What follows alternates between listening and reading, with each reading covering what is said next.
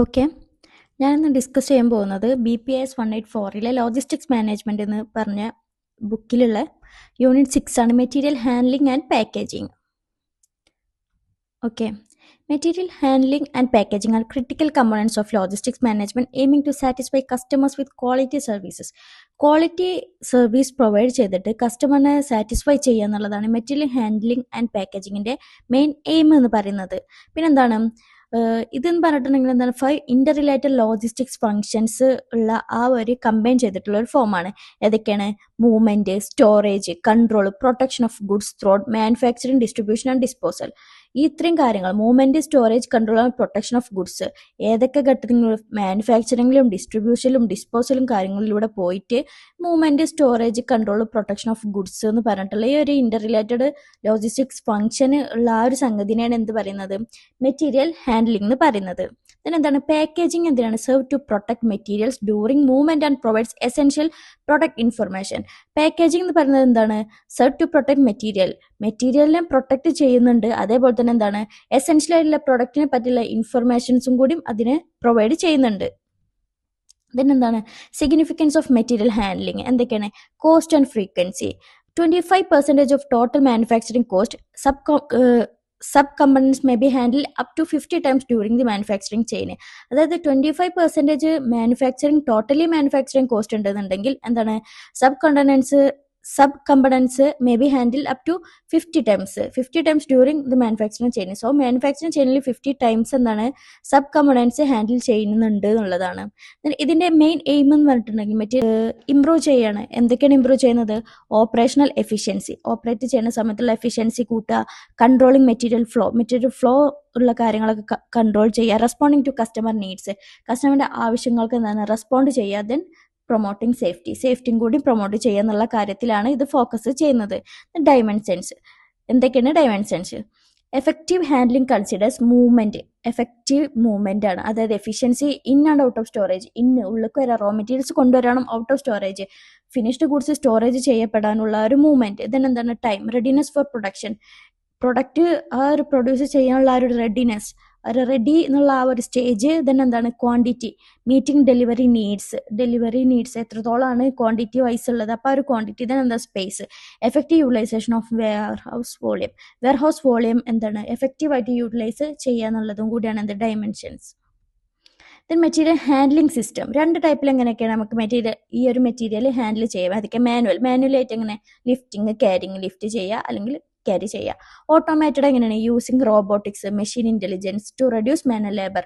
അപ്പോൾ ഈ ഒരു മാനുവലായിട്ട് ലേബർ ചെയ്യുന്ന സമയത്ത് അല്ലെങ്കിൽ മാനുവലായിട്ട് നമ്മൾ ലിഫ്റ്റ് ചെയ്യുന്ന സമയത്ത് എന്താണ് നമുക്ക് മാൻ പവർ ആവശ്യമുണ്ട്. അപ്പം എന്താണ് ഓട്ടോമേറ്റഡ് യൂസ് ചെയ്തിട്ടുണ്ടെന്നുണ്ടെങ്കിൽ ഒന്നില്ലെങ്കിൽ ഈ റോബോട്ടിന്റെ സഹായത്തോട് കൂടിയിട്ട് അല്ലെങ്കിൽ എന്താണ് മെഷീനിന്റെ സഹായത്തോട് കൂടി. പിന്നെന്താണ് ഇതിലുള്ളതാണ് എന്ത്? മെറ്റീരിയൽ ഹാൻഡ്ലിംഗ് സിസ്റ്റത്തിലുള്ളതാണ് പ്ലാനിങ് ആൻഡ് യൂണിറ്റൈസേഷൻ. എന്താണ് നോക്കാം? Assembling goods into single compact loads. Single ആയിട്ടുള്ള ഒരു കോമ്പാക്റ്റ് ആയിട്ടുള്ള ഒരു കമ്പണന്റ് അല്ലെങ്കിൽ ആ ഒരു ഗുഡിന് മൊത്തം ഒരു സാധനങ്ങൾ മൊത്തം അസംബിൾ ചെയ്യുക എന്നുള്ളതാണ് എന്ത്? പ്ലാനിങ് ആൻഡ് യൂണിറ്റൈസേഷൻ, ഒരുമിച്ച് കൂട്ടുക എന്നുള്ളത്. Standardisation and ergonomics. അതെന്താണ്? റെക്കഗ്നൈസിങ് ഹ്യൂമന്റെ ലിമിറ്റേഷനെ അവിടെ ഉണ്ട് എന്ന് മനസ്സിലാക്കിയിട്ട് using standard methods to improve productivity improve ചെയ്യാനുള്ള ബാക്കിയുള്ള സ്റ്റാൻഡേർഡൈസ്ഡ് ആയിട്ടുള്ള മെത്തേഡ്സ് കൊണ്ടുവരിക എന്നുള്ളത്. Safety and environment. എങ്ങനെയൊക്കെയാണ് സേഫ്റ്റി? മെറ്റീരിയൽ ഹാൻഡിൽ സിസ്റ്റത്തിന് എന്താണ് സേഫ്റ്റി ആൻഡ് എൻവയോൺമെന്റിൽ മീൻ ചെയ്യുന്നത്? എന്താണ്? Providing safe methods and ensuring reusability, recyclability. അതായത് സേഫ്റ്റി മെത്തേഡ്സ് എന്ന് പറഞ്ഞിട്ടുണ്ടെങ്കിൽ പാക്കേജിങ്ങിന്റെ സമയത്ത് അല്ലെങ്കിൽ മെറ്റീരിയൽ ഹാൻഡ്ലിങ്ങിന്റെ സമയത്തൊക്കെ എന്താണ് ഒരുപാട് വേസ്റ്റസ് വരാനും അത് എന്താണ് എൻവയോൺമെന്റിന് ഹാംഫുൾ ആവാനൊക്കെ ചാൻസ് ഉണ്ട്. അപ്പം എന്താണ്? റീയൂസബിലിറ്റി ഉള്ള ടൈപ്പ് ആവുക, അതേപോലെ തന്നെ റീസൈക്കിൾ ചെയ്യാൻ പറ്റുന്ന ടൈപ്പ് ഉള്ളതാവുക. The primary objective is to reduce the unit cost of production while minimising delay കുറച്ചിട്ട് എന്താണ് യൂണിറ്റ് കോസ്റ്റ് എന്നുള്ള കാര്യം റെഡ്യൂസ് ചെയ്യുക, അതേപോലെ തന്നെ വർക്ക് കണ്ടീഷൻ ഇംപ്രൂവ് ചെയ്യുക. ദെൻ എന്താണ്? Enhancing productivity through straight line material ഫ്ലോയിലൂടെ നമ്മൾ എന്താ പ്രൊഡക്ടിവിറ്റിയും കൂടി എൻഹാൻസ് ചെയ്യുക. Then material handling equipment. എന്തൊക്കെ എക്യുപ്മെന്റ്സ് ആണ് നോക്കാം? സ്റ്റോറേജ് എക്യുപ്മെന്റ്, നോൺ ഓട്ടോമേറ്റഡ് ടൂളാണ് ലൈക്ക് റാക്സ്. അതായത് എന്താണ്? റാക്കുകൾ പോലുള്ള നോൺ ഓട്ടോമേറ്റഡ്, അതായത് ഷെൽഫ്സ്, റാക്ക് എന്നൊക്കെ പറയില്ലേ, ആ ഒരു സംഗതിയാണ് സ്റ്റോർ എക്യുപ്മെന്റ്. ഏതൊക്കെയാണ് എക്യുപ്മെന്റ് എന്നാണ് ചോദിച്ചത്. അപ്പോൾ എന്താണ് സ്റ്റോറേജ് എക്യുപ്മെന്റ് ഏതൊക്കെയാണ്, റാക്ക് പോലുള്ള അതിൽ ഇതാ pallet, push back, stacking frames, അങ്ങനത്തെ കുറച്ച് എക്സാമ്പിൾസ് ഒക്കെ കൊടുത്തിട്ടുണ്ട്. ദെൻ എഞ്ചിനീയർഡ് സിസ്റ്റംസ് എന്തൊക്കെയാണ്, automated unit such as conveyors, automatic guide vehicles, automated storage and retrieval systems. ഈ ഒരു സാധനങ്ങൾ എഞ്ചിനീയർഡ് സിസ്റ്റം ഒക്കെ ഓട്ടോമേറ്റഡ് ആണ്. മറ്റേത് സ്റ്റോറേജ് എന്ന് പറഞ്ഞാൽ നോൺ ഓട്ടോമേറ്റഡ് ആണ്, ഇതെന്ന് പറഞ്ഞിട്ടുണ്ടെങ്കിൽ ഓട്ടോമേറ്റഡ് ആണ്. അതായത് എന്താണ്, മെഷീനറീസ് ആണ്. അതേപോലെ തന്നെ ഓട്ടോമാറ്റിക്കലി അതെന്ത് ചെയ്യും, റിസീവ് ചെയ്യാനും റിട്രീവൽ ചെയ്യാനും ഒക്കെ സഹായിക്കും. then എന്താണ് industrial truck, manual or powered vehicles, ഒന്നെങ്കിൽ മാനുവൽ ആവാം അല്ലെങ്കിൽ പവർ ഉള്ള, including stack trucks, A G Vs പറഞ്ഞു, automatic guide vehicles, then automatic electrified monorails. അപ്പോൾ ഈ ഒരു സംഗതികൾ, അതായത് ഹാൻഡിൽ എക്യുപ്മെന്റ്സ്, നമ്മളൊരു സ്റ്റോറേജിൽ കണ്ട നമുക്ക് നോക്കിയാൽ മനസ്സിലാവും, അതിൽ ഒരുപാട് ബൾക്ക് സാധനങ്ങൾ ഇങ്ങനെ പൊന്തിച്ച് വെക്കണേ, എടുത്തു വെക്കണ, റാക്ക് ചെയ്യണ ആ ഒരു സാധനങ്ങളാണ് ഇൻഡസ്ട്രിയൽ ട്രക്സ് കൊണ്ട് ഉദ്ദേശിക്കുന്നത്.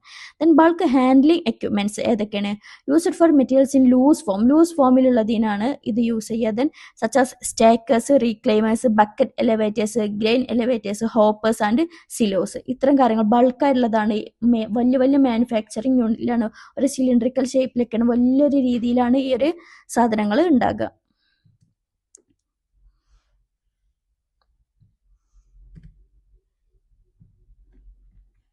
നെക്സ്റ്റ് എന്താണ് പാക്കേജിങ് പേഴ്സ്പെക്റ്റീവ്. എന്തൊക്കെയാണ് പാക്കേജിങ്ങിൽ മെയിൻ ഫംഗ്ഷൻ എന്ന് പറഞ്ഞിട്ട് എന്താണ്, മെയിൻ ആയിട്ടുള്ള കാര്യം അട്രാക്റ്റിംഗ് ബയേഴ്സ് ആണ്. ആ ഒരു പാക്കേജിങ് കാര്യത്തിൽ ബയേഴ്സിനെ അട്രാക്ട് ചെയ്യുക. then എന്താണ് എൻവയോൺമെന്റൽ ഡാമേജിനെ നമ്മൾ പ്രൊട്ടക്ട് ചെയ്യുന്നുള്ളതാണ്, ഷോക്ക്, മോയ്സ്ചറൈസർ, ഡസ്റ്റ് കാര്യങ്ങളിൽ നിന്ന്.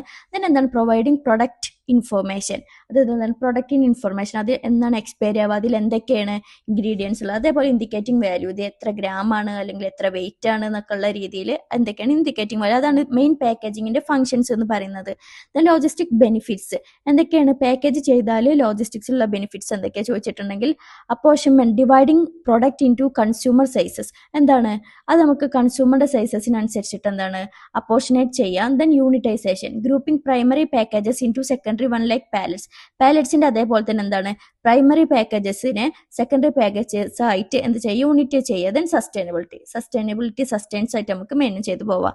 ദെൻ ലെവൽസ്, ടിപ്പിക്കലി 3 ലെവൽസ് ആണുള്ളത്, primary hold the product, secondary crated box, tertiary transit packaging like pallets for bulk movement. അതായത് പ്രൈമറി ആയിട്ട് സാധനം ഹോൾഡ് ചെയ്യുക, ദെൻ സെക്കൻഡറി ആയിട്ട് ഇതൊക്കെ പാടെ ഒരുമിച്ച് കൂട്ടുക, ദെൻ ടെർഷ്യറി എന്ന് പറഞ്ഞിട്ടുണ്ടെങ്കിൽ transit packaging like pallets for bulk മൂവ്മെന്റിന് വേണ്ടിയിട്ട് ട്രാൻസിറ്റ് ചെയ്യുക.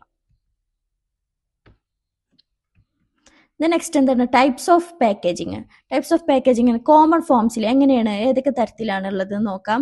ഡ്രംസ്, ബാരൽസ്, അതേപോലെ പാലറ്റ്സ് ഏതൊക്കെ, wood, plastic, metal bases of unit loads. Then dunnage എന്താണ് material used to secure loads and unitizers. Materials selection depend on product characteristics, climate and എൻവയോൺമെന്റൽ standards. അത് ക്ലൈമറ്റിനെയും അതേപോലെ തന്നെ ക്യാരക്ടർ, ആ ഒരു സാധനം എന്താണോ മനസ്സിലാക്കില്ല അതിനനുസരിച്ചുള്ള ക്യാരക്ടറിനനുസരിച്ചുള്ള സാധനങ്ങളാണ് എന്ത് ചെയ്യുക, ഈ ഒരു പ്രൊഡക്റ്റിന് യൂസ് ചെയ്യുക. അത് ഏതൊക്കെയാണ്, പ്ലാസ്റ്റിക് ഉണ്ട്, പേപ്പർ ബേസ്ഡ് ഉണ്ട്, സ്പെഷ്യലൈസ്ഡ് ഉണ്ട്. പ്ലാസ്റ്റിക് എന്താണ് flexible, light weight and recyclable. PP and plastic boxes, നമ്മൾ വാട്ടർ ബോട്ടിലൊക്കെ ഉണ്ടാകുമ്പോൾ ഒരു PP എന്നൊക്കെ പറഞ്ഞിട്ടുള്ള ഒരു കോഡ് കാണാം. പിന്നെയും റീയൂസബിൾ ആണോ റീസൈക്ലബിൾ ആണോ എന്നൊക്കെ അറിയണേ.